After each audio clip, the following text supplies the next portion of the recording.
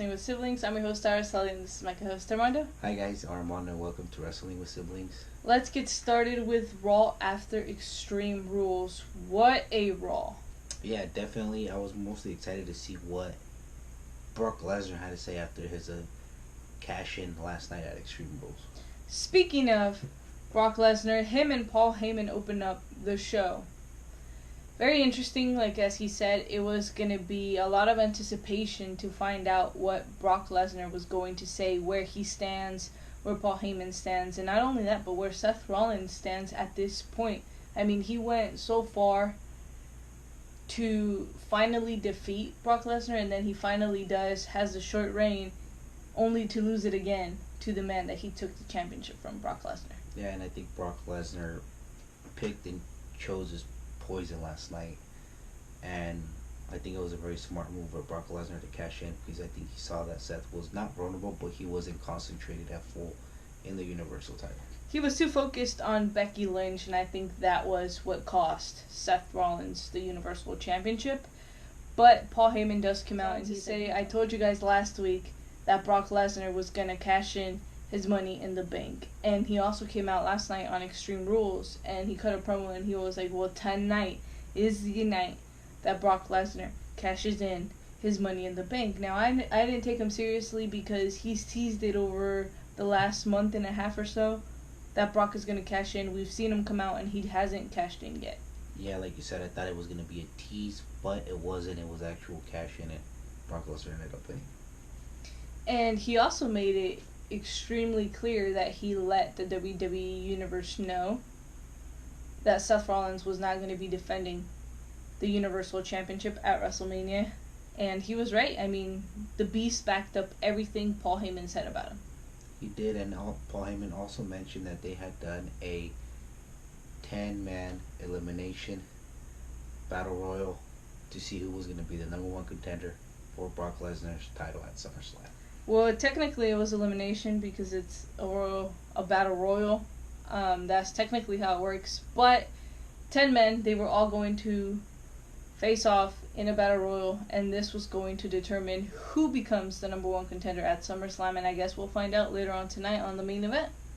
Alright, moving on to the very first match of the night, which was Ricochet and the Usos versus the Revival and Bobby Roode in a 2 out of 3 falls. Keep in mind that Ricochet and the Usos come from a tough loss last night from Extreme Rules, so this was a great week for them to rebuild their momentum. Yeah, Ricochet immediately going for the first fall, and he was able to get it. I think he was underestimated throughout this match, though. Yeah, underestimated, but at the same time, he came out focused, ready to go, and was 100%. I feel he's more motivated now to go on to the next step, and is probably regaining his U.S. Championship back, or who knows, maybe a championship match for the Universal Championship. You don't ever know. Yeah, he's definitely motivated to see what's next for him and what's coming on his next chapter. The Revival, though, you really have to give it to them. Over the last couple of months, they've really proven themselves as a tag team. They've really proven that they are really the top guys, and they are the breakout stars of these matches. I mean, last night they had a fantastic match. They dominated the majority of the match. Same thing here. They learned how to survive. They learned a thing or two from the Usos, and that's what's benefited them because they've studied them to the max. And then Bobby Roode, I was surprised that they partnered him with the Revival. We haven't seen much of Bobby Roode ever since he was with Chad Gabriel, but it was a great opportunity to really bring his career up more. Yes, Robert Roode is one of those guys that disappeared off the face of the earth, and then now is just coming back. I'm glad he's finally going to be getting that opportunity. Now, it's interesting to see what's next for him. We've seen him kind of just go chasing for the 24/7 championship, but hasn't been able to be successful and actually gain it since the first night that it came out. I really like Ricochet and the Usos as tag team partners. They're just phenomenal. The speed of the match was incredible. It was a fast pace. You guys know the Uso style, but same thing with Ricochet. Yeah, you said it. They have the similar styles, and I think that's what benefited them in this match, and they worked extremely well together. But you also have to give it to the Revival and Robert Roode. They worked very well together to be not a team that you've ever seen together And to see somebody like Robert Roode come from a tag team background, but having to pair with somebody like the Revival, who they've had a rivalry with before, that's pretty impressive that they were able to coexist in this match. Yeah, and then obviously the club comes out and they decide to interfere in the match, and they all start pretty much fighting against each other. And they're finally able to regain control, and this leads for Ricochet and the Usos to get the second fall that they needed in order to move on. Alright, moving on to the Viking Raiders versus Jack and Jake, I believe were their names. They're local talent. I really didn't pay attention to their names. I'm sorry. Yeah, and the Viking Raiders, yeah, they've been impressive so far with what they've shown, but I really want to see them against an actual tag team, maybe against the tag team champions, the Usos. You know, maybe the Good Brothers. I agree with you on that one. I do want to see them up against a legit tag team, but I think what they're doing so far with them is brilliant because you're making them seem like the strong, dominant tag team, so that way when they face the Usos, when they face people like the Good Bros, you immediately going into this match, you think, okay, they're in danger because these guys are extremely powerful. But when it comes to the in-ring ability... You know who this team kind of reminds me of a little bit? Of kind of AOP. They kind of started off the same way. But keep in mind, AOP fell off because they had an injury. So hopefully that doesn't happen with the Viking Raiders. Yes, and I mean they're extremely brutal, and I feel like they're one of those tag teams that can end their matches like that very, very quick. Yet they choose not to. They decide to instead prove a point and say, you know what? Yes, we are the Viking Raiders. We can end this match in probably 30 seconds. But they choose not to because they decide, you know what, we're going to prove to you guys that we are the most dangerous tag team in the Raw division right now.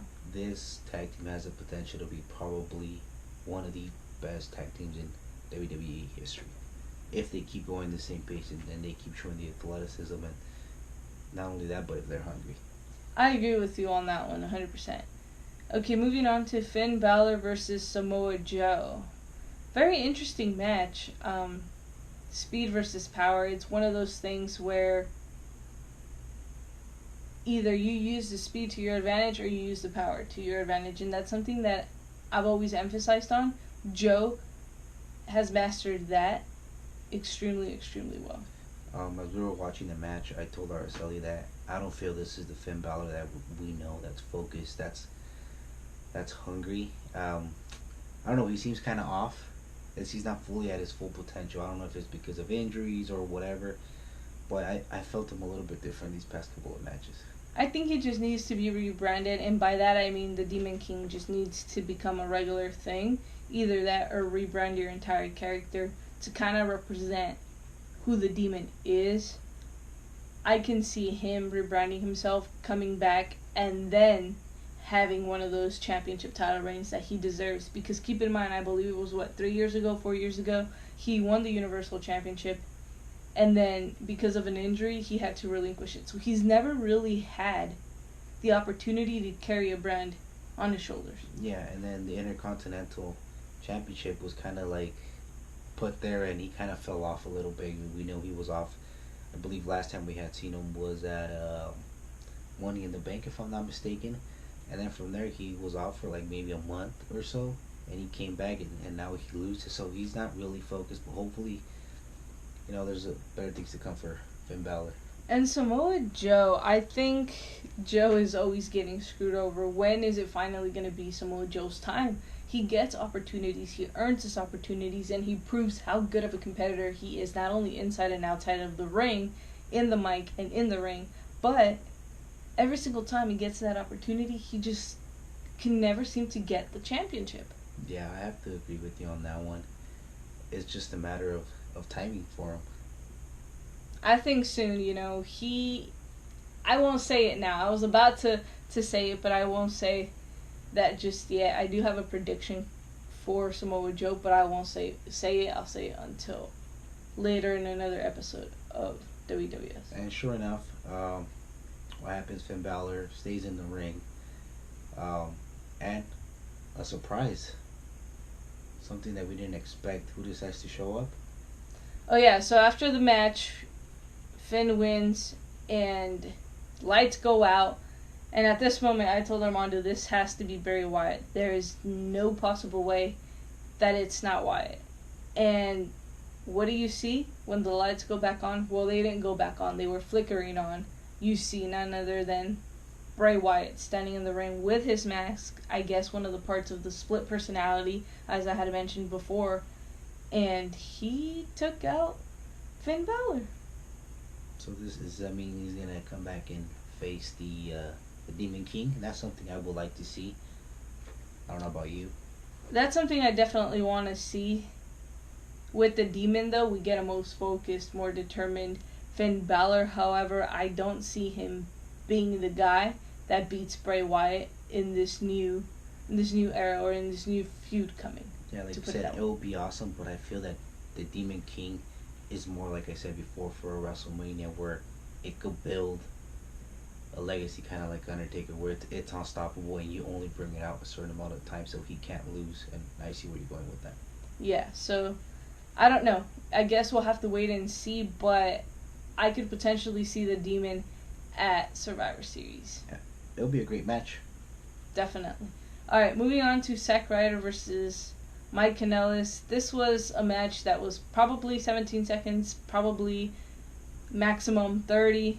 Zack Ryder beats him in less than a minute, and that's about it. You get to see Maria really pissed off, really mad because Mike couldn't get the job done. Hey, Zack Ryder was able to get the win in his hometown. Well, yeah, that's true. I mean, he got that, and I'm glad he at least got to be on TV because a lot of superstars just get lost in the midst of everything that's going on. Okay, moving on to AJ Styles and the club, pretty much the entire club, versus the Lucha House Party. Yeah, they wanted to show their supremacy against the Lucha House Party, and they pretty much did. I mean, this AJ and the club are very, very dangerous right now. I really don't see anybody stopping them right now. I don't see anybody stopping them, but you definitely have to give it to the Lucha House Party for giving them a fight. They really took AJ and the rest of the club to their limits. And that's something that's hard to do, and the reason why I say that is because you have three veterans. You know, they're extremely talented. We've seen what they can do in the WWE and outside of the WWE, and for the Lucha House Party to give them the type of match that they gave them is absolutely incredible. Yeah, I definitely have to agree with you on that one, but like I said, AJ and the club, you guys gotta watch out because they're going to be extremely dangerous. And not only that, I see them taking all the gold. I can see that. Kind of something like the New Day. Yeah, so something like that. But they're going to be in AJ's corner for a while. I can see that happening. Maybe this will lead into a feud to WrestleMania. You have to wait and see. There's still, 6-7 months until Mania. And then we also saw Ricochet interfere in the match, so we know that feud is not over yet, so we most likely probably will see Ricochet and AJ Styles at SummerSlam. Yes, and then after that, they kind of are able to get things back into place, and Kalisto, as I was saying, extremely fired up. I think out of the Lucha House Party, he's the breakout star, but I also feel like everybody else on the Lucha House Party, Lince Dorado and, Sin Cara? No, Grand Metalik, sorry. They get underestimated a lot. And I think it's really time for people to start taking the Lucha House Party seriously. I mean, after the match they gave AJ and the club, I'm ready to take those guys seriously. Okay, moving on to Alexa Bliss with, obviously, Nikki Cross versus Naomi versus Carmella versus Natalya in a fatal 4-way elimination match. The winner of this match was going to go on to face Becky Lynch at SummerSlam. Very, very interesting opponents for Becky, for whoever was going to be the winner, and we'll find out who wins. So Alexa, excellent strategy. She is brilliant, absolutely brilliant. What does she do? She steps out of the ring, she lets everybody fight, and she just took advantage of every single opportunity. And who did she take advantage of? Carmella. She saw the opportunity to pin her, and that was the first elimination she did.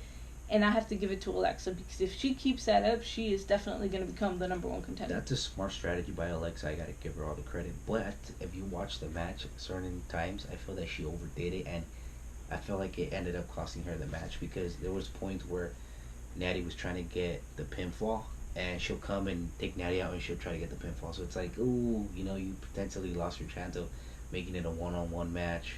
Yeah, I agree with what you're saying, but at the same time, I see her strategy because the more elimination she has, the more superior she is. She can go and eliminate 3 of these 4 women and say, you know what, I didn't win the match. Sorry, 2 out of these 4 women, and say, you know what, I didn't win the match, but I eliminated almost everybody in this match, and she can go and ask for a title shot opportunity. And I think that's brilliant. I think that's a brilliant strategy. However, I do believe this cost her the match.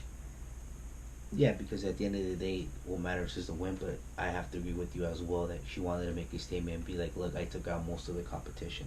Yeah, she's brilliant. She obviously always has something up her sleeve. And I mean, Carmella, we know Carmella can probably match how smart she is, but I think Carmella underestimated her. She took, okay, well, she's going to stay out there. She's not going to interfere in the match because she's going to want to wait till there's a one-on-one opportunity. And that's what ended up costing Carmella her opportunity at Becky Lynch. Yeah, and then Naomi, she was outstanding throughout the entire match, but Natty was able to overcome her and beat her. Yeah, well, the thing here is this. I think the breakout star of this match was Naomi for sure. And Natalya's veteran skills definitely played a huge role. And yes, she was able to defeat Naomi. And that leaves Alexa and Natty. And this is where it gets interesting because now you start to think, okay, the playing field is even now. You have a one-on-one match. Simple one-on-one match. Nobody can interfere. What happens next? And because Natty is that veteran and because Alexa is that smart, it puts you in a predicament. Okay, it can go both ways. And no matter who wins, you're going to end up with a great match at Survivor Series. Yeah, and then I was really surprised that Nikki Cross didn't get involved in that match. I really thought she was going to try to help out Alexa, but at the end of the day, she didn't. Maybe it was part of a plan. Maybe it was part of a strategy. I don't know. Maybe I think everyone went into this match thinking that she was already going to help Alexa. And correct me if I'm wrong. It's a fatal 4-way, which means there's no disqualifications. Am I right? Yeah, but then at the same time, at a certain point, it was like triple threat, so that could also make it triple threat rules. So Nikki Cross could get involved as well. So that is very interesting. You make a really good point because she could have easily interfered, but yet chose not to. Interesting. And therefore, Natty goes on to SummerSlam to face Becky Lynch for the Raw Women's Championship. And Natty pretty much declared the war on Becky Lynch. Yeah, she dragged her through the floor. And we're going to get to find out what happens at SummerSlam. I think it's been a great feud so far. And moving forward, we still have, 4 weeks maybe until SummerSlam? This is going to be great. It's going to be interesting. Okay, Miz TV with the special guest, Dolph Ziggler. Pretty much Dolph comes to get inside the head of The Miz. He doesn't want to face Miz anymore. He's like, you're becoming what you hated. And now it's time for you to change. You need to go back to basically not care about anything and everything. And he's basically saying that now The Miz is the guy that only cares about the fame, that cares about the money. He basically called Maurice a gold digger, and this is where Miz loses it, and he's like, come at me. So now I can see a feud potentially between these two, and I think it's going to be great because they're both fantastic in the microphone. And not only in the mic, but in the ring as well. But I feel that Dolph Ziggler is just picking fights with everybody that he can. I mean, we saw it against Kofi. We saw it against Kevin Owens. Now we're starting to see it against The Miz. Yeah, I think he's really trying not to prove himself, but I feel like he's trying to make a statement. He's really trying to say, you know what, it really should have been me. And he's going to stick to that until he finally wins either the Raw Championship or the SmackDown Championship. But not only that, I feel like he's also trying to say that he makes the stars. So they're going to feud with them. Look kind of what happened with McIntyre. He partnered with them, and McIntyre is one of the big stars now. So I feel like he's trying to do that with whoever he faces. Yeah, but he doesn't need to do that with The Miz because The Miz is already a top star, you know? I just feel like he's trying to really prove his point of him needing and deserving that championship, and that's something that he wants, and I think that's his mission. And at some point, I do see him winning it. It would be pretty, how do I say it? I don't want to say iconic, but it would be ironic for him to win it and then lose it by a cash-in or something. Because he can win it for like minutes and then lose it. And then don't be surprised if he somehow manages to get himself into the Intercontinental title picture. Yep, that's kind of his championship if I'm not mistaken. So don't be surprised if that ends up happening at one point or another. Okay, moving on to the main event, which was Roman Reigns, Randy Orton, Rey Mysterio, Bobby Lashley, Cesaro, Rollins, Big E, Braun Strowman, Sami Zayn, and Baron Corbin in an over-the-top battle royal. A lot of heavy hitters in this battle royal. And by heavy hitters, I mean a lot of big names. At first, Cesaro and Baron Corbin were the guys that started picking a fight with pretty much everybody. They were like, well, you know what? We're ready for this. We got nothing to lose. Let's move forward with it. I was excited for Cesaro. I really wanted to see what he could do with all this talent around him. And he did not disappoint me. But being a battle royal, there's so much action going on that he got distracted and got eliminated. Yeah, Bobby Lashley took him out, but he paid for it because Lashley then got eliminated by none other than the monster among men, Braun Strowman. And then Big E. This was quite an interesting moment. This is a match I definitely like to see. Big E squares up with Braun Strowman. Two powerhouses. And I think Big E really thought he can take on Braun Strowman. Yeah, and he was able to be like, oh, Braun Strowman is actually as strong as he is. And he got RKO'd by Randy Orton, and then he gets eliminated by Sami Zayn. I mean, the teamwork was there for sure. And after every single elimination, you have Randy Orton standing with Seth Rollins, the last two men, and this is where it gets interesting because regardless of who faces Brock at SummerSlam, it's going to be a great match. However, I personally would have gone with Randy Orton. WWE chose to go with Seth Rollins. Yeah, I have to agree with you on that one. And we talked about it that we would have liked if it would have been Randy Orton just because of the history he has had with Brock Lesnar. Have unfinished business, and during the match, you could see that Randy Orton was really targeting Brock Lesnar and saying, I want you, I want you. Yeah, and I also feel like he got cocky, and that's something that Seth Rollins took advantage of. And I guess we're going to end up seeing Seth Rollins versus Brock Lesnar at SummerSlam. Very interesting. However, I'm like, well, why take the championship off somebody like Seth Rollins just to have this match again at SummerSlam? But regardless, I see where they're going and I see the point. Alright, that's all we have for you guys on this episode of Wrestling with Siblings. Remember to like, comment, share, and subscribe. Let everybody know to become a part of this family. And we'll see you guys next time on a brand new episode of Wrestling with Siblings. But before that, for those of you that do not know what WWS stands for, Armando, what does WWS stand for? Wrestling with Siblings. Thank you guys so much.